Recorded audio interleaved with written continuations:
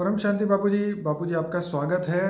और आज हम आपके समक्ष आए हैं एक नया टॉपिक लेके। मैंने अभी रिसेंटली एक वीडियो सुना था जिसके अंदर ये बताया गया कि 1,60,000 जो मॉन्क है, जो साधु हैं, उन्होंने rainbow body, diamond body, light body का अभ्यास करके जो है उन्होंने ये तालीम प्राप्त की और अपने आप को एनलाइटमेंट किया और उनकी लाइट बॉडी में अपना अभ्यास कर रहे हैं वो लोग। तो ये इसके अंदर ये माना जाता है कि मैं आगे धीरे धीरे ये आपको बताऊंगा कि इसमें उन्होंने क्या क्या कहा, वो रियलाइजेशन उनको कैसे हुआ, एनलाइटमेंट कैसे हुआ, और उस रेनबो बॉडी से क्या हो सकता है, क्या नहीं हो सकता है। कई लामा के उन्होंने एग्जाम्पल भी दिए। कई लोगों ने ये बताया कि शरीर उनका गायब भी हो गया। और हम थोड़ी भारत के जो प्राचीन शास्त्र हैं उसकी भी बात करेंगे। तो इसके अंदर हम ये समझना चाहते हैं कि क्या ये पॉसिबल है कि कोई भी मनुष्य जो है डायमंड बॉडी, रेनबो बॉडी या लाइट बॉडी प्राप्त कर सके और उसमें अपने शरीर को भी गायब कर सके। आप बताइए। हाँ, ये तो हमारा जो आदि सनातन देवी देवता धर्म था ना जी। उसमें ये सब कॉमन बातें होती थी। ओके। ये तो आज सभी ये 2-2-2.5 हजार सालों में धरती तक तो जल और मिट्टी बहुत भारी हो गया ना जी। इसलिए थोड़ा मुश्किल लगता है जी। बाकी द्वापर तक भी हमारे हिंदू शास्त्रों में बहुत लोग उड़ के जाते थे, कभी वेग से अवेग बन जाते थे। हिंदू शास्त्रों में कोई बड़ी बात नहीं। ऋषि मुनि भी तपस्वी, हमारे ऋषि मुनि जो थे जो गुफाओं में तपस्या करते थे ना जी, तो वो जाकर वेग से अवेग स्वरूप धारण करके कहीं भी जाते थे, घूमते थे, फिरते थे। दूसरे तीसरे चौथे लोक में जाके फिर ऊपर के लोक में जाकर घूम फिर कर वापस आ जाते थे। इसलिए ये कोई बड़ी बात नहीं है कोई जो आज का, मगर ये थियरी बहुत पुरानी है जी। ये जो आज के जो मॉन्क माना बौद्ध साधुओं की बात कर रहे हैं ना, मॉन्क माना कौन कौन से साधु? हाँ, वही बहुत साधुओं को मॉन्क बोलते हैं। हाँ, बौद्ध साधु जो है, मगर जो भगवान बुद्ध ने तो ना आत्मा ना परमात्मा का ज्ञान दिया है, उन्होंने तो वो मानता ही नहीं है। वो तो मानते ही नहीं ना आत्मा को मानते ना। उन्होंने सिर्फ अच्छे कर्म की और मोक्ष की रास्ता दिखाया। हाँ, तो जो आज शांति का रास्ता। बौद्ध धर्म में भी कई पंथ हो गए। मैंने कहीं सुना था इकोतेर पंथ हो गए बौद्ध धर्म में भी, इकोतेर पंथ हो गए। तो उसमें ज्ञान भी एडिशन ऑल्ट्रेशन करते गए ना। 71 पंथ है। कईयों में कई पंथ हो गए तो उसमें जो एडिशन ज्ञान भी, जैसे हमारे गीता में भी ज्ञान भी एडिशन ऑल्ट्रेशन हो गया। हमारे शास्त्रों में बहुत ज्ञान है। ये तो कॉमन सी बात है। वेग से अवेग स्वरूप धारण करके ऊपर लोक में चले जाना, फिर नीचे आ जाना, फिर शरीर धारण करना। तो बापूजी मतलब ये कि 1,60,000 अगर वो हद की आत्मा है, अगर ये कर सकती है तो बेहद की आत्मा तो, मगर वो उसमें जो बताया गया है वो श्योरिटी वाली बेहद की आत्मा होगी जी, जो, और बेहद की आत्मा ही ये कर सकती है। भले कई धर्मों में बेहद की आत्मा कन्वर्ट होकर गई है। ओके। अलग धर्मों, क्योंकि इतना पुरुषार्थ तो वो बेहद की आत्मा ही कर सकती है। हाँ, 33 कोटि देवता वाले भी कर सकते हैं, ऐसा कोई जरूरी नहीं है। ठीक है। 33 कोटि देवता जो स्वर्गलोक में जाते थे वो कभी धरती पर आ जाते थे, कभी रहते भी थे और फिर चले भी जाते थे। जब भी जाना है तो चले जाते थे। नहीं, आपने जो व्यक्त और अव्यक्त का ज्ञान दिया है, तो यहाँ पे मैं एक एग्जांपल भी दूंगा कि जैसे एक लामा थे, वो मेडिटेशन मास्टर थे। उनका 84 ईयर में उनकी डेथ हुई, तो उनका शरीर जो 5.10 फुट का था वो ट्रांसफिगर होके 1 इंच का हो गया, एकदम छोटा सा। फिर कई प्रीस्ट और फादर के बारे में बात बताई कि मृत्यु के 7 दिन पहले उनका बॉडी एकदम छोटा हो गया और लास्ट में एकदम गायब ही हो गया। जैसे भगवान कबीर का जैसे बताया जाता है कि बॉडी गायब हो गया। ऐसे सतयुग के अंदर भी हमारे मनुष्य आत्मा जो ऐसे जाती थी, तो जैसे सदे शरीर में जैसे युधिष्ठिर भी गए थे, ऐसी बात मैंने सुनी है महाभारत काल के दौरान।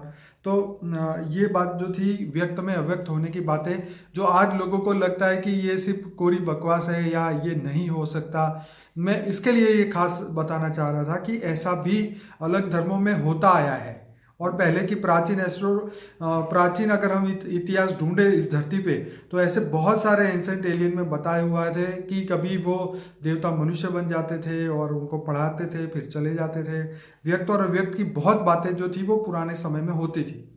देखो, मैं बताऊं, आज भी जो दूसरे लोक से या तीसरे लोक से आज भी हमारे जो भगवान शंकर है, तो ऊपर माउंट एवरेस्ट में क्यों लोग जाते हैं? वहां आज भी गुप्त वेश में देवता लोग सूक्ष्म जगत से आज भी आते हैं, दूसरे दुनिया से जी, दूसरे आयाम बोलते हैं ना साइंस वाले, क्या बोलते हैं, दूसरे आयाम से, दूसरे आयाम, दूसरे डायमेंशन, तीसरी डायमेंशन, चौथी डायमेंशन, पांचवी डायमेंशन, 10वीं डायमेंशन। तो दूर दूर से आज भी भगवान शिव सूक्ष्म में है तो आते हैं ना, मगर तुम देख सकते हो, जैसे युवकों को सभी नहीं देख सकते। बाबूजी असुरों की बात मैं करूं तो असुर भी स्वर्ग पे जब हमला करते थे तो वो तो धरती में पाताल में रहते थे, तो पाताल लोक से लेके सीधा इंद्र की गद्दी पे हमला करते थे स्वर्ग में, तो ये बातें भी हमारे शास्त्रों में लिखी हुई है। जैसे राजा बलि था, हाँ, राजा बलि तीसरे पाताल लोक में रहता था, अतल वितल सुतल, सुतल माना तीसरा पाताल लोक, ठीक है, पाताल 7 पाताल लोक है, ठीक है, उसमें तीसरे पाताल लोक में रहता था, ठीक है। और वो राजा बलि ने अपने असुरों के सैन्य के साथ सीधा स्वर्ग में जाकर इंद्रलोक को कंट्रोल कर लिया और इंद्र बन गया वो। तो मतलब कहने का मतलब ये है कि जो स्वलोक है, जनलोक, महलोक और ऊपर स्वलोक आता है, तो धरती लोग अगर मान लो अगर वो धरती से भी जाते हैं तो भी आज की डेट में तो ये पॉसिबल नहीं है ना, बॉडी के साथ वहाँ स्वर्ग में पहुंचना, वहां से इंद्र को हटाना या जो भी चीजें लिखी गई, तो ये बहुत वो पुरानी बातें, बहुत पुरानी बातें है ना, वो बातें मतलब बहुत पुरानी बातें। मगर देखो एक बात बताऊं, आज भी गुप्त वेश में हिमालय में ऐसे तपस्वी ऋषि मुनि बैठे हैं, वो किसी को नहीं मिलते हैं। जी जी जी, आज भी मैंने कई वीडियो में शायद बोला है बाबूजी, पाल लौकिक, मैं वही कहना चाह रहा था, पाल लौकिक दुनिया का हमारा एक बहुत बढ़िया वीडियो है, उसके ऊपर हमने पायलट बाबा की और बहुत सारे साधु संतों की बात करी थी, उसमें भी व्यक्त और अव्यक्त की बातें निकल के आ रही थी। आज भी ऐसे साधु संत हिमालय में या बड़े बड़े गुप्त वेश में रहते हैं, जो किसी को दिखाई भी नहीं देते, न मिलते हैं, न किसी को पता है जी। वो कभी भी अपना सूक्ष्म शरीर निकाल के पूरे तीनों लोक तक जाते हैं, या चौथे लोक, जन लोक, तप लोक, महालोक तक जा सकते हैं, और सीधा कुछ भी उनके पास बॉडी भी छोटा करने का भी साधन होता है। संकल्प किया मन के छोटा किया कि मुझे एक मच्छर जितना बनना है, रूप भी बदल सकते हैं, रूप धारण कर सकते हैं जी। मगर वो लोग दुनिया में नहीं आते, क्योंकि दुनिया ये माया है, समझ में आया बाबूजी? यहाँ ये अभी रूप की बात हुई नहीं, छोटा सा रूप भी धारण कर सकते हैं। हाँ बिल्कुल। तो वो लोग साकारी से आकारी, आकारी से निराकारी स्टेज भी धारण कर सकते हैं, और निराकारी स्टेज धारण करके 1 सेकंड के अंदर ब्रह्मलोक में पहुंच जाते। क्या? हाँ, मैं वहीं पे आ रहा था। हाँ। तो आत्मा की जो वो स्टेज थी कि साकारी से आकारी और आकारी से निराकारी संकल्पों से ट्रैवल करते थे, और धरती लोक से सीधा ब्रह्मापुरी में 1 सेकंड में वो यात्रा कर लेते थे। आप सोचोगे 1 सेकंड में धरती से सीधा ब्रह्मापुरी पहुंच जाते, ब्रह्मा के पास। हाँ, सोचा और पहुंच गया, समझ में? ठीक है, ऐसी विद्या इनके पास थी। तो क्या ये 7 लोग क्रॉस करके जाएंगे? एक बात सोचो पहले, बहुत अति हुई बातें है ना, तो सोचने की बात है। क्या 7 लोग क्रॉस करके जाएंगे धरती लोक से, भूलोक से, बुगुरु लोक, स्वलोक, महालोक, जनलोक, तपलोक, फिर ब्रह्मापुरी, फिर आएगा सत्यलोक, सचखंड। तो क्या ऐसे नहीं होता? वो सोचा और पहुंच गए, ऐसी विद्या थी इनकी। विद्या में ना आत्मा की शक्ति थी उनके पास। साकारी से आकारी बने, आकारी से निराकारी बने, निराकारी से 1 सेकंड में वो पहुंच जाते थे। मगर आज क्या है, आज तत्वों पर इतनी भारीपन है, तत्वों में इतनी भारीपन है, और जो गर्भग्रस्त में रहने वाले हैं इनको तो मोह बहुत है ना, देह और देह के संबंधों में मोह है, काम, क्रोध, लोभ, मोह, अहंकार में आत्माएं फंसी पड़ी है, तो पुरुषार्थ करना बहुत मुश्किल है ना। बाबूजी, यहाँ पे उस वीडियो में ये भी बताया था कि रेनबो बॉडी जो है वो बहुत तरीके से व्यक्त हो सकती है, पूरा शरीर गायब हो सकता है या पार्शल ट्रांसफॉर्मेशन भी हो सकता है। इस थियरी के अनुसार बॉडी बदल के छोटी हो सकती है, बॉडी को छोटे से बॉक्स में समा भी सकते हैं, और या ये कह सकते हैं कि बॉडी लाइट में कन्वर्ट हो जाती है, और उसको ये भी कह सकते हैं कि ऑटमलेस बॉडी बन जाती है, और इसके बाद मनुष्य का जो शरीर का अस्तित्व खत्म हो जाता है और मुक्ति को वो पाता है। इसमें मनुष्य अपने हाथों की जो छाप है वो पत्थरों पे इम्प्रिंट कर सकते हैं। तो ऐसी अद्भुत शक्तियां भी इस रेनबो बॉडी के माध्यम से मिलती है, ऐसा उन्होंने लिखा था। बात सही है। जब आत्मा के अंदर पावर आती है ना, आत्मा जब निर्विकारी बनती है, विकारों से रहित होती है, तब आत्मा को ज्ञान होता है। आत्मा को बचपन से ही ज्ञान होता है कि मुझे कहाँ क्या करना है। तो वो आत्मा ये सब जल्दी, जैसे मंक बन जाते हैं, भिक्षु बन गए, साधु जंगलों में रह जाते हैं, और वहां केवल आराधना ही करना होता है, और केवल वायु तत्वों पर ये लोग जीते हैं, खाना पीना भी बंद कर देते हैं। बाबू जी थोड़ा सा एनलाइटमेंट के बारे में थोड़ा डिटेल में बताना चाहूँगा। जो ये शिक्षा और तालीम की उन्होंने बात की थी कि यदि आत्मा सांसारिक इच्छाओं को छोड़ के ऊपर उड़ जाए तो आत्मा धरती छोड़ के जा सकती है। और जैसे बहुत सारे मुनियों ने हमारे शास्त्रों में बताया हुआ है, आत्मा शरीर के साथ भी जा सकती है, जैसे युधिष्ठिर की बात बताई गई है। और ऐसा एक जार्शियन मेडिटेशन भी एक बताया गया है, जिसके अंदर रेनबो बॉडी की बात कही गई थी। रिसेंटली एक बुद्धिस्ट मॉन्क ने अपने एनलाइटमेंट इस स्टेज को प्राप्त किया है, ये बात भी कही जाती है। और एक स्टडी के अनुसार 1,60,000 लोगों ने रेनबो बॉडी का अनुभव किया है, ये भी बताया जा रहा है। Rainbow body means ultimate stage of enlightenment, जिसका मतलब 5 तत्वों का शरीर कन्वर्ट होकर रेनबो प्योर लाइट में कन्वर्ट हो जाता है। अब उसमें ये उन्होंने बताया कि मनुष्य कैसे रियलाइजेशन एंड एनलाइटमेंट स्थिति का अनुभव करें। तो उसके लिए जो जार्शियन का जो ज्ञान उन्होंने बताया था, 4 स्कूल ऑफ बुद्धिज्म से पहले ये ज्ञान दिया था। और जार्शियन का मतलब होता है ग्रेट परफेक्शन। अब उन्होंने ये बताया कि रेनबो मेडिटेशन से मनुष्य अपने फिजिकल बॉडी को डिसॉल्व करके चमकती लाइट बॉडी में ट्रांसफर कर सकता है। और यह तब हो सकता है जब मनुष्य पूरी तरह से देह भान को खत्म करे।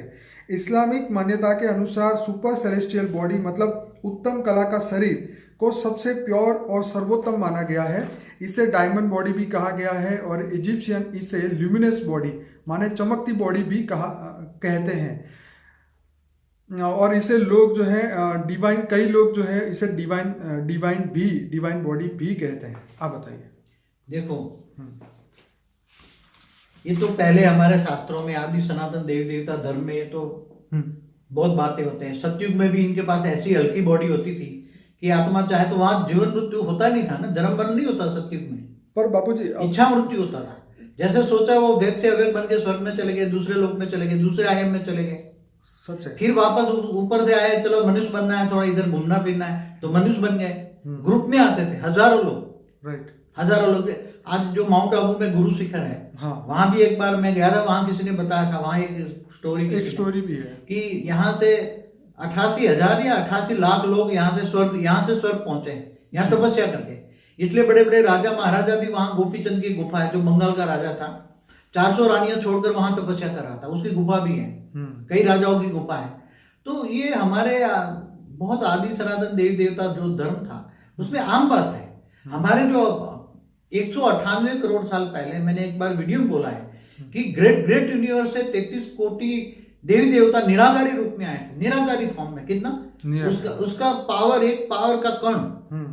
जैसे आज वो स्ट्रिंग थियरी बनाई है ना, उसको क्या बोलते हैं, एक एटम को तोड़ो, फ्यूज करो तो न्यूट्रॉन प्रोटॉन इलेक्ट्रॉन बन जाता है, फिर प्रोटॉन को फ्यूज करो तो फिर उसमें से लाइट हो जाएगी, इसको फ्यूज करो लाइट हो जाएगी।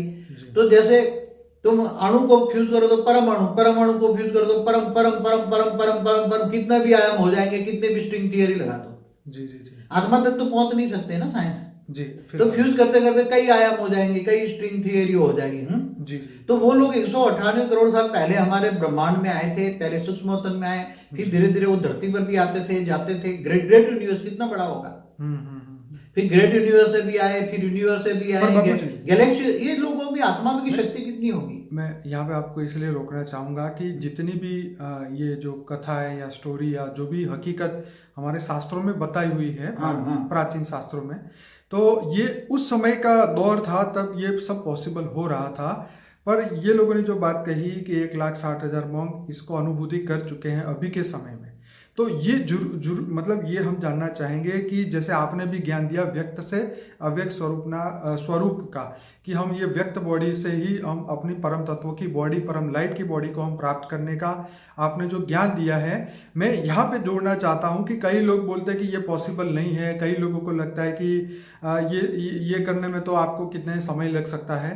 पर मैं ये यहाँ पे इसलिए ये चर्चा कर रहा हूँ कि धरती पर रह के मनुष्य अभी के समय के दौरान ये व्यक्त से अव्यक्त बॉडी को कैसे बना सकता है, मगर उसके लिए बहुत पुरुषार्थ है ना जी। जो आज जो मंक लोग जो है, बचपन से छोटा बच्चा वो चले जाते हैं ना हिमालय में, बड़े बड़े तपस्या करता है बचपन से ही, ठीक है। उसको कोई भी दुनियादार का कोई नॉलेज भी नहीं है, ठीक है, कुछ भी पता नहीं है, जी। और फिर धीरे धीरे उसको प्रैक्टिस दी जाती है, और वो एक जन्म की प्रैक्टिस नहीं है, कई जन्म ले चुका है, और वो कई जन्म के बाद, अनेक जन्मों के बाद उसको एक जन्म में मिलता है। समझे में? सुपर। हाँ, कई जन्म ले चुका होता है, उसकी प्रैक्टिस करता है हर जन्म में। हाँ, हमारे शास्त्रों में भी लिखा है कि साधु संत जो 10-10 हजार साल तक तप करते थे, तब ये होता था।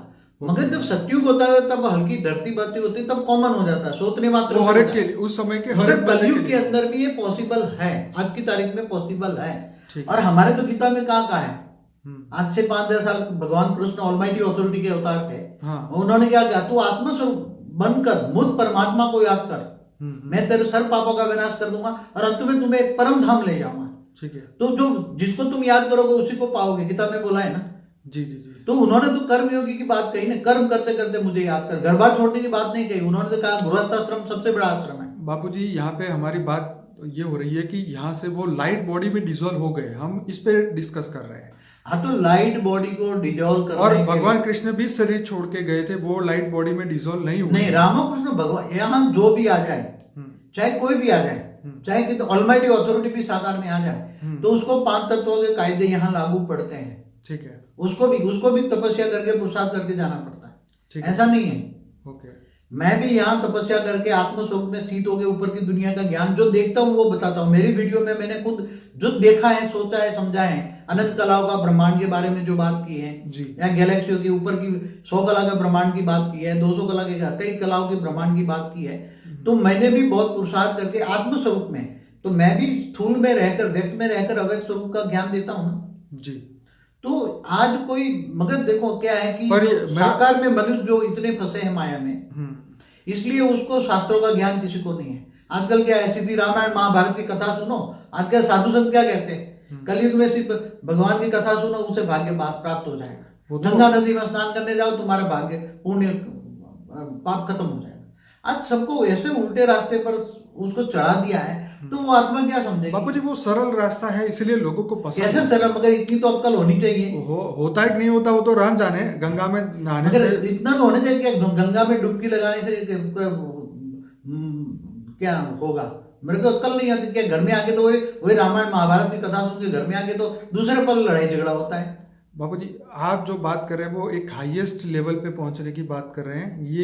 ये तो दुनियादारी की कॉमन सी बात हो गई है कि ये करने से वो होगा। ये तो पुरानी बातें लिखी, मगर हमारे पास तो ज्यादातर घर गृहस्थ वाले ही आते हैं ना। नहीं, हमारे पास थोड़ा सन्यासी आते हैं। फिर से हम वापस टॉपिक पे आते हैं कि जो मेरा मतलब ये है कि जब 1,60,000 जो मॉन्क है, अगर ये स्टेज को पा सकते हैं तो बेहद की आत्मा भी कर सकती है।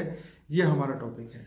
ये भले कोई किसी भी कैटेगरी की आत्मा हो, एक बात बताओ, मगर जो निर्विकारी बनती है, काम क्रोध लोभ मोह अहंकार का छोड़कर जंगलों में जाके तपस्या करती हैं, तो भी कई जन्मों के बाद उसको ये प्राप्त होती है। कोई इस जन्म में दिखता है तो वो नहीं है, अनेकों जन्मों की जो त्याग और तपस्या साधना होती है जी, तब वो एक जन्म में उसको प्राप्त होती है। समझ में आए? ठीक है। तो ये कई जन्मों तक उन्होंने मृत्यु लोक से अमर लोक में जाने की या ऊपर के लोक में जाने की तपस्या करते हैं, तब कई जन्मों के बाद ही फल मिलता है। मगर फल जरूर मिलता है। आज भी कोई असंभव चीज नहीं है। आज भी लाखों करोड़ों साल से एलियन आ रहे हैं दूसरे धरती पर भी, दूसरे भी आए, अमेरिका में भी आए, यूरोप में भी आए, चाइना में आए, एलियन तो आ रहे हैं ना। तो एलियंस के पास ऐसे टेक्नोलॉजी है ना कि वो दूर दूर तक एक पल में पहुंच जाते हैं, दूसरे ग्रहों पर, मंगल ग्रह, बुध पर। तो आज असंभव कार्य नहीं है। वेग से अवेग तुम धारण कर सकते हो, मगर उसके लिए घर गृहस्थ में रहकर कर्म योगी की बात कही है। और ज्ञान सागर में डूबना पड़ेगा तुम्हें। क्या पहले तो उसके लिए ज्ञान चाहिए। कौन सा ज्ञान चाहिए? पूरा ज्ञान सागर में डूबना पड़े और आत्मा को आत्मस्वरूप की अनुभूति करे। तो कोई भी चीज वैसे पुरुषार्थ करो, पुरुषार्थ बहुत तेज होता है। ये लोग कितना पुरुषार्थ करते हैं, जो मंक लोग होते हैं तो कितना पुरुषार्थ करते हैं। उनको देखो, मैंने कई बार पहले टीवी में दिखाते थे, देखता था, बहुत पुरानी, अब तो कुछ देखता नहीं हूं मैं। तो कभी कभी पहले भक्ति मार्ग में देखता था कि बौद्ध साधु सबसे ज्यादा त्यागी तपस्वी बताए गए। बौद्ध साधु बहुत ज्यादा त्यागी तपस्वी बताए जाते हैं। जंगलों में जाके रहते हैं, हवा पर जीते हैं। कई लोगों को भी बताया हवा पर जीते हैं। हाँ, खाना भी नहीं खाते। बहुत सारी ऐसी सिद्धियां उनके पास आ जाती है। जैसे कई लोगों ने लेविटेशन की भी बात बताई कि जमीन से 6 इंच ऊपर उठ के वो मेडिटेशन करते हैं। तो लेविटेशन की भी बात, मतलब हवा में उड़ने की बात भी उन्होंने आई है और ये सब वीडियो जो है यूट्यूब में अवेलेबल है। पर हम यहाँ पे सिर्फ यही बात करना चाहेंगे कि ये जो ज्ञान था, जो व्यक्त से अव्यक्त होने का ज्ञान, ये पहले के ज़माने में था, लोग उसको यूज़ करते थे। उसनी आत्मा में उस समय वो शक्ति थी, उस समय का समय उसको अलाउ करता था, उस समय का वो दौर था कि असुरों के पास भी शक्ति थी, सिर्फ देवताओं के पास नहीं, असुरों के पास भी शक्ति थी। और यहाँ धरती लोक का मनुष्य जो है ब्रह्मापुरी में 1 सेकंड में भी संकल्पों से पहुँच जाता था। कई ऐसी बातें बताई गई कि ऊपर गोकुल धाम में रास लीला चल रही थी, तो यहाँ से हमारे नरसिंह मेहता भी 1 सेकंड में ऊपर जाके रास लीला देखते थे। नरसिंह मेहता की बातों में है जी। तो ऐसी बहुत सारी बातें हमारे भारत के शास्त्रों में भी बताई गई है। तो खैर ये तो मैं वो तो विष्णु लोक से दिव्य रथ उसका आता था मनुष्य को लेने के लिए। हाँ, विष्णु लोक से आता, वैकुंठ से बोला वैकुंठ से रथ आए मुझे लेने के, बोलते थे मुझे कल मरना है, ऐसे भी लोग हुए हैं। जी जी जी, कि कल मुझे इस बार वैकुंठ से रथ आएगा, बोले इंद्र का रथ मुझे लेने आएगा। युधिष्ठिर जब लोग पांडव भी जाने लगे थे तो युधिष्ठिर को लेने के लिए भी एक रथ आया था इंद्र का, और उनको सदे मतलब शरीर के साथ उनको स्वर्ग में लेके गए। मगर वो रथ में एंट्री कर लेता है तो व्यक्त से अव्यक्त स्वरूप धारण कर लेता है। जी। 5 तत्वों में तो उड़ने की शक्ति नहीं है, वो रूप बदल जाता है ना। बाकी भाई जो थे उन्होंने शरीर छोड़ दिया धरती पे, और वो जो थे वहां तक पहुंचे थे। वो धर्मराज थे ना, युधिष्ठिर धर्मराज का अवतार था ना, धर्मराज था। इसलिए धर्मराज को लेने के लिए इंद्र खुद आया था, इंद्र रथ लेकर आया था जी। तो ये बहुत कमाल की बात हमारे प्राचीन शास्त्रों में लिखी है और ये परम सत्य है। खैर अब ये बात तो अब मैं यही कहूँगा कि बेहद की आत्मा भी अपना पुरुषार्थ कर सकती है, आगे बढ़ सकती है। ये भी पॉसिबल, व्यक्त से अव्यक्त होना आने वाले समय में ये पॉसिबल होगा जैसे आपने कहा है। तो और कुछ कहेंगे? बस जो बेहद की आत्मा है इनको ये कहूंगा कि व्यक्त में अव्यक्त स्वरूप रहकर कर्मयोगी बने, आत्म स्वरूप में बनकर कर्मयोगी बने और अपना लक्ष्य पक्का रखें। ओके। कि मैं बेहद की परम परम परम परम महान आत्मा हूँ। पहले ये सोचे कि मैं बेहद की परम परम परम महान आत्मा हूँ। और दूसरा लक्ष्य है कि मैं बेहद की विश्व परिवर्तक आत्मा हूँ, बेहद के विश्व कल्याणकारी आत्मा हूँ। और मुझे ऊंचते ऊंच परम धाम जाना है, ऊंचते ऊंच अविनाशी परम धाम में जाना है। और ये लक्ष्य अपना पक्का रखे, ज्ञान सागर में डूबे, बार बार निश्चय अनिश्चय के चक्र में ना आए। जितनी बार निश्चय अनिश्चय के चक्र में आओगे तो इतना गिर जाओगे, फिर उठने में टाइम और एनर्जी बहुत वेस्ट होगी। और जब टाइम और एनर्जी वेस्ट होगी तो अंत में फिर पुरुषार्थ ज्यादा करना पड़ेगा। इसलिए अभी से निश्चय बुद्धि रखो कि मुझे मेरा लक्ष्य पक्का करो कि मुझे ऊंचते ऊंच परम धाम में जाना है। ऑलमाइटी अथॉरिटी हमें लेने आया है और बेहद का बाप हमें लेने आया है। और बेहद के बाप ने ऊपर दिव्य रथ माना दिव्य विमान ऊपर खड़ा है तुम्हें ले जाने के लिए। वो भी तुम्हारा बेहद का आकारी बाप जो आकारी रूप में ऊपर दिव्य विमान लेके खड़ा है, वो तैयार है। आप जाने के लिए जल्दी पुरुषार्थ करो। जितना आत्मस्वरूप में स्थित हो जाओगे तो विक्रम विनाश हो जाएगा। तो तुम्हारी खुद की बॉडी भी, तुम भी खुद 1 सेकंड में व्यक्त से अव्यक्त बन सकते हो। ऐसा तेज पुरुषार्थ करो। नष्टो महा स्मृति लब्धा। मोह डुबो देता है, देह और देह के संबंधों में मोह होता है तो डुबो देता है। इसलिए काम क्रोध लोभ मोह अहंकार से परे हो जाओ और इच्छा मात्र में अविद्या बनो। कोई भी इच्छा, ये भौतिक जगत की मटेरियलिज्म नहीं है। मटेरियलिज्म में ज्यादा फंसोगे, इतना सिंपल रहो, simple living and high thinking रखो। सबका कल्याण करो, सबको प्यार दो, परम प्यार दो। सबका कल्याण की भावना रखो, सारे विश्व कल्याण की भावना रखो और रहम नजर रखो, रहम दिल रखो, दया के सागर बनो। बस यही कहूँगा बेहद की बच्चों को, बेहद की आत्माओं को, क्योंकि हमारा ज्ञान तो बेहद के बच्चे, बेहद की आत्मा होगी तो ही अच्छा लगेगा। आम आत्माओं के लिए ज्ञान नहीं, ये समझ भी नहीं पाएंगे आम आत्माएं तो वो तो माया में फंसे रहेंगे, मायावी आत्मा है। इसलिए ये अच्छा वीडियो है, क्योंकि दूसरे धर्म वाले भी बहुत अब मानने लगे, पहले भी मानते थे। मैं अपने श्रोताओं को कहूँगा जिस वीडियो के बारे में मैं बात कर रहा था उसकी लिंक मैं डिस्क्रिप्शन बॉक्स में और कमेंट बॉक्स में मैं डाल दूंगा। जिसको इंटरेस्ट है वो इंग्लिश में है वो पूरा सुन सकते हैं, ताकि उनको भी पता चले कि ये बात जेन्युइन है। तो मैं सभी श्रोताओं को कहूँगा कि हमारा अनस्पोकन ट्रूथ बाय बापू जी का वीडियो जो है वो आप जरूर पूरा प्लेलिस्ट जरूर सुनिए। 100 वीडियो है उसके अंदर। और दूसरा ये भी कहूँगा कि अभी रिसेंटली हमारे कुछ भाई बहन जो अलग अलग सिटी से जुड़े हुए हैं, उन्होंने अपने फ़ोन नंबर्स भी दिए हुए हैं सेवा के लिए। तो अगर आप हमसे जुड़ना चाहते हैं तो आप उनका कांटेक्ट कर सकते हैं। उनके टाइम भी ब्रैकेट में लिखे हैं कि कब आप उनको कॉल कर सकते हैं। वो लोग अपना समय दान देने के लिए तैयार है और आपको हो सके उतनी वो मदद भी करेंगे। लेकिन यह है कि आपको पहले अनस्पोकन ट्रूथ पूरा प्लेलिस्ट देखना है, उसके बाद आप उनका कांटेक्ट करिए। वो आपको ज़रूर हेल्प करेंगे जितना उनसे बन पड़ेगा। और सभी को बोलूँगा ये वीडियो को लाइक करें, शेयर करें, अच्छे कमेंट करें। आपके सुझाव आपके इस कमेंट बॉक्स में लिखिए। आपके लाइक जितने ज़्यादा मिलेंगे उतना ही ये वीडियो ज़्यादा यूट्यूब लोगों को दिखाएगा और इससे जो है हमें बहुत बेनिफिट होगा। ये ज्ञान जो है जल्दी से जल्दी दुनिया तक पहुँचेगा। बाबूजी आपका बहुत बहुत धन्यवाद। परम शांति। परम शांति।